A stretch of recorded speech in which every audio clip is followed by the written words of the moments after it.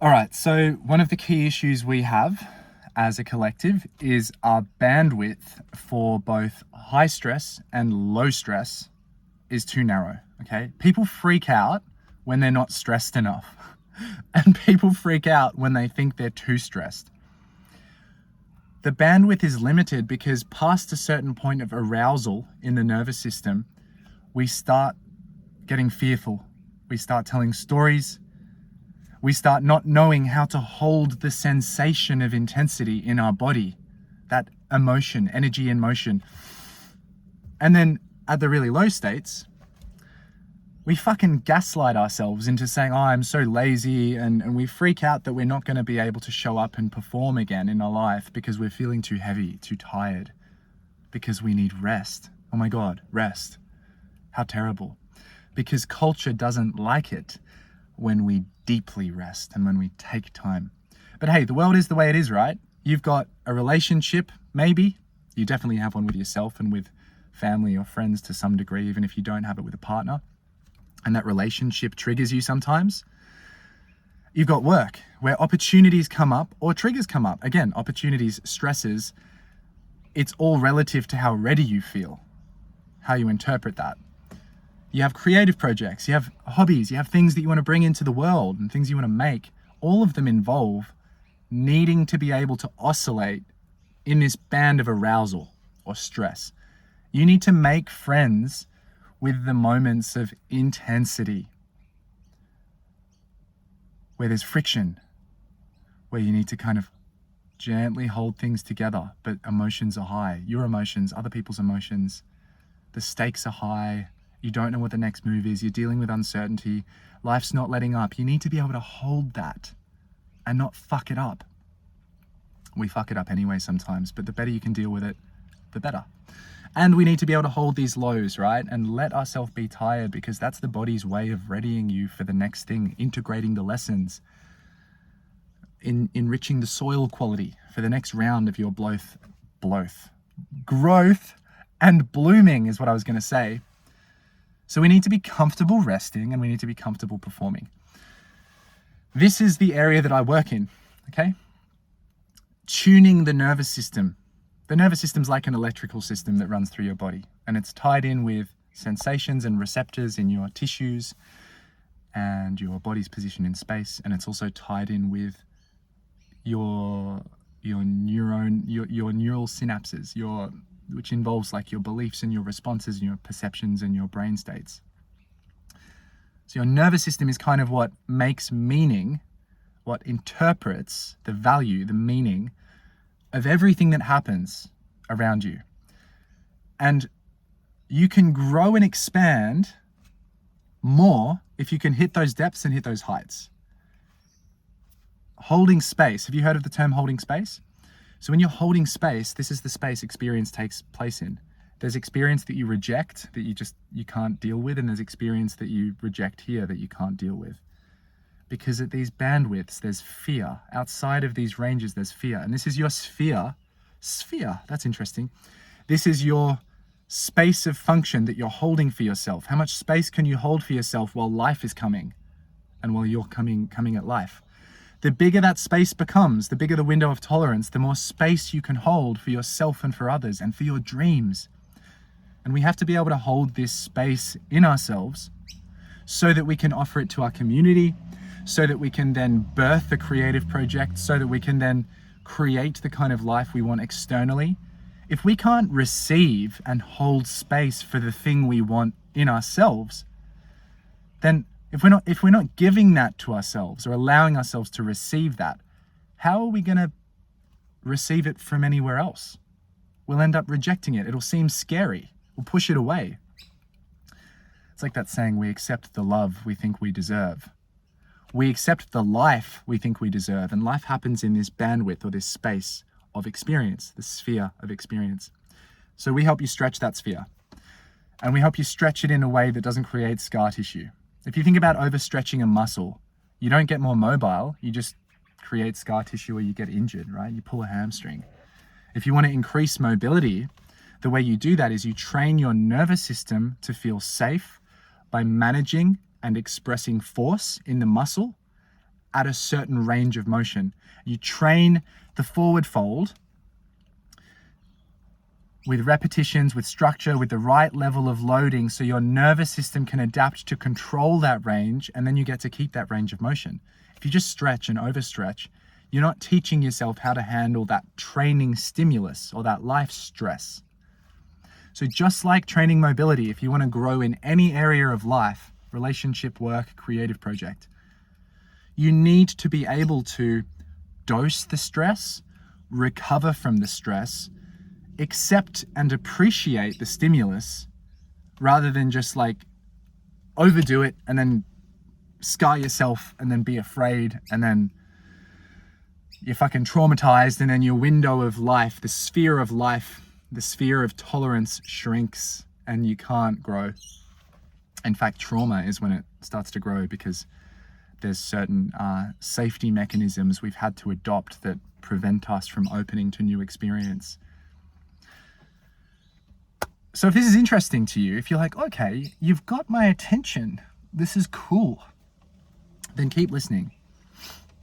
So I work with people one-to-one and in groups, and I'm doing some workshops in the Northern Rivers and Gold Coast area of the east coast of Australia.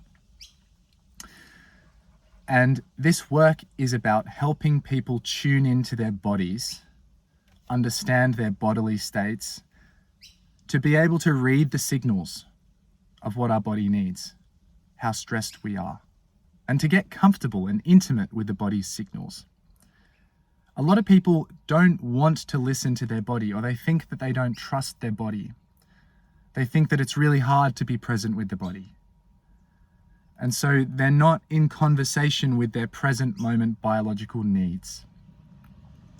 They're trying to think and calculate their way through life in absence of the real world, sensory, biological, grounded information that their system is sending them as to what they need to do. When you're not in touch with your body, how can you support yourself biologically? You can read, you can try to digest new content, you can try to learn, you can have an ideal relationship in mind, or an ideal job or creative project, or an ideal training session, but that's all on paper. And when the rubber meets the road and it's time to show up, how do you actually deal with it in here? How do you read the signals of what's too much for right now, what's not enough, and how do you support yourself to go through periods of high and low without freaking out? That's an embodied skill. That's separate from the learning. It's a felt experience. It's a practice. It's not something that you can integrate just by reading more. So I help people to attune to their body and to practice this in a way which is life-giving. Helps you recover, helps you gain strength, gain mobility, reduce pain, show up better in your relationships, show up better in your work. Why? What do all those things have in common? How can we possibly deal with all of those things so effectively? Because at the core of all of them is your response to new stimulus, new stress. Stimulus is growth if you can integrate and recover from it. Stimulus that you can't integrate and recover from is kind of damaging, right? So when we help your nervous system and your body mind, because your body and mind function as a continuum, like a figure of 8. When we help your nervous system and body mind function better, you can hold space for yourself to go through the change. You can meet the change while dissolving fear and experiencing new levels of levity, of play, of joy, of expansion. And your life can unstick itself from these stuck patterns and this replaying of old experiences with new faces in new places. You know how sometimes it feels like you're stuck in you, like you're living in the same you and you're just doing the same shit and there's this inertia. It's hard to change. Or like you're in a relationship, but it's kind of the same patterns and thoughts are coming up as the last one. Or you're training, but you keep making progress and then you crash and you get off the bandwagon and then you try to jump back on the bandwagon, but then there's pain and injury. These are loops, these are patterns. To turn it into a spiral and really grow, you need to be able to meet the needs of your body. And so that's what we dive into through training, guided practice, somatic practice, which is feeling into your body and kind of feeling into the way emotions and thoughts sit in the body and what response they're creating in your body to better understand yourself. We go through these things together, side by side, in conversation, in movement. I help guide you through it. I can guide you through your body, not because I know your body, but because I know my body really, really, really well. And I can relate to so many of the experiences that you're having in yours because I've made it kind of my life's work to understand mine. To heal pains, heal injuries, reach high levels of performance, show up with more love and with less fear, because these are the things that I've struggled with. So I've come from yoga, rugby, Olympic weightlifting, swimming, BMX, general movement practice, calisthenics. I've done a lot of stuff, lots of different angles, lots of different cultures and ways of thinking about the body. I'm also super interested in philosophy. I did a degree in philosophy. I'm really interested in psychotherapy, really interested in helping human beings unstick themselves from these loops to actually create something that feels fresh, alive, authentic, and not just a repetition of the past fears that we had. So yeah, if you're interested in working together and you've been following along with this YouTube channel for a while and you dig my content, I offer 90-minute calls. So you can just book in a one-to-one call for 90 minutes with me and we really go deep, and it's recorded for you to keep. So you can keep coming back to this call. A lot of people book in a call, it's $200 US, and then you use the material from that call to keep developing yourself for the next 6 months. You could book in one earlier if you're able to integrate quicker, depending on where you're at and what you need. I also do mentorship one-to-one, which is usually anything from 3 to 12 months. We space out the sessions, but it's me and you on WhatsApp chatting, exchanging notes during the week, and then we basically tackle goals that you have. So a lot of people have goals where it's like, I want to achieve something in life, but I don't just want to get there and then feel like shit and not appreciate it, just like I'm not appreciating where I'm at now. I want to achieve something while feeling like I've arrived in the achievement and like the process was fulfilling. So that's the kind of stuff we work on. We need your body and mind to come together. A lot of people, their mind rushes ahead. They create things with their body, but then they don't catch them up. The body and mind aren't talking. It's like a broken relationship internally where you don't even know where you're at in life. You can't see how fucking good you have it. You can't see how well you've done. You can't see what needs to change because you're not in touch with yourself. So this is the work we do. There's also so that's 90-minute calls, once off. You can book them on my website. Links are in the description.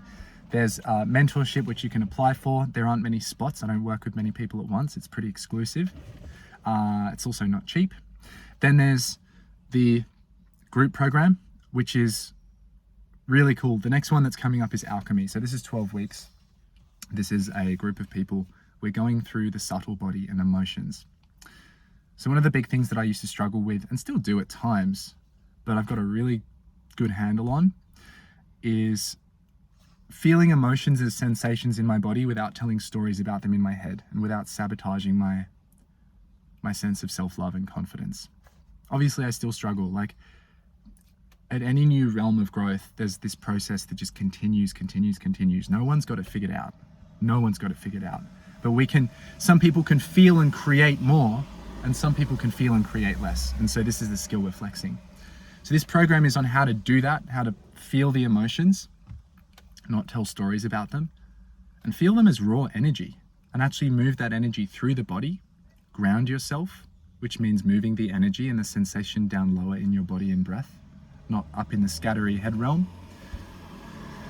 And this helps you sit with really difficult shit and make the best of things, really make the best of things. So Emotional Alchemy is that course. It's weekly calls. That's going to be pretty cool. And then there's workshops. I'm doing one on the 29th of March in Burleigh Heads in the Gold Coast at Brotherhood Wholeness Gym at 8:30 a.m. if you're interested in coming to that. Maybe I'll run a retreat later in the year. But yeah, I just wanted to give you a bit of an update on what I do so that you guys understand, because I do a lot of these videos just talking And I'll continue to do that. I love it. I love riffing, but I figured, you know, it would help if you guys actually knew what I do. And then if you need a hand, if you want some support, then I'm here to support you. So that's it for now. Stretch your window of tolerance. Learn how not to tell stories when you're at your high heights and your low lows. If you can do that, just that, like if you can manage that alone, if that's the only thing you take from this video, that's it. That's the fucking thing. Don't tell the story in the moment. Be with it. Breathe into it. Breathe into whatever you're feeling without fixing it, and your body will start to produce what you need. It's fucking incredible. And then afterwards, once you've settled, as if you've warmed up from being in a cold ocean, after you've warmed up, that's the feeling part, then you reflect. If you got hot and sweaty, you have a shower, then you reflect.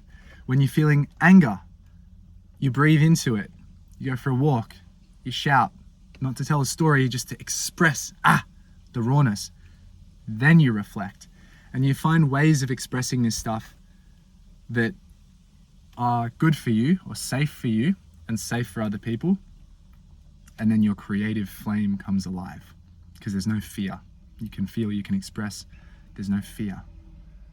And then you can come out with what it is you want to create and refocus your energy towards. So yeah, that's it for today. Just a bit of a chat, a bit of an update. Speak to you soon.